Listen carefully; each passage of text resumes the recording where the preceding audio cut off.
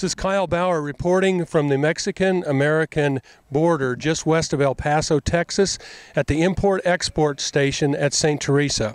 Daniel Manzanares is the director of the facility. Who decides how the cattle are fed?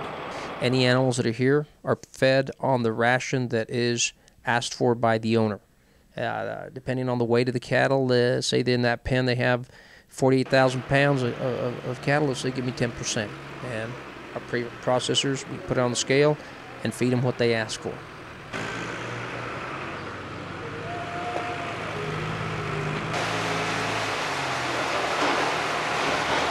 We have two scales that we run the cattle across. They're the pay scales, pay weight.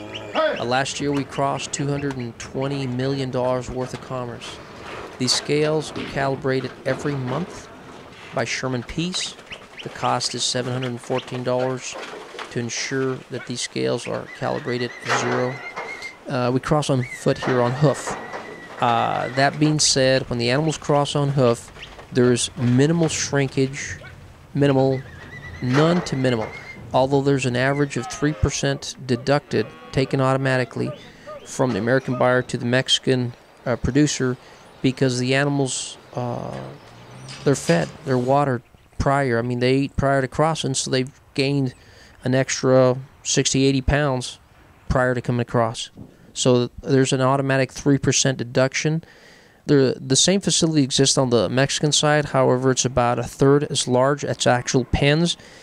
They're weighed there when they come in. They're weighed when they left or when they leave. However, the pay scale are the scales on the American side, the scales that I maintain.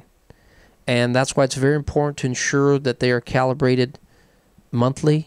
They're calibrated to ensure that we give a good service.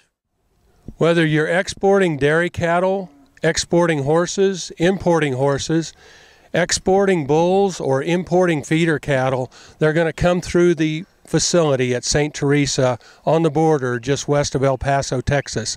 This is Kyle Bauer reporting, hoping you have a greater understanding for the process that's needed to make that happen.